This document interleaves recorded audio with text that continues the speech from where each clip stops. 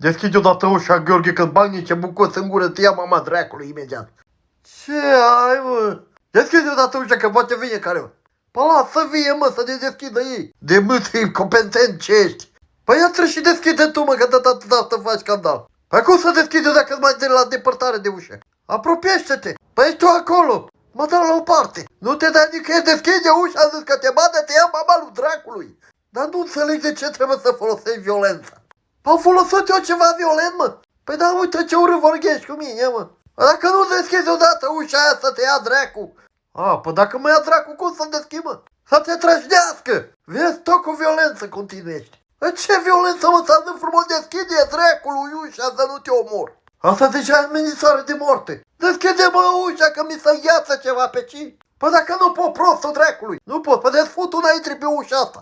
Ia du-te, mă, dracul.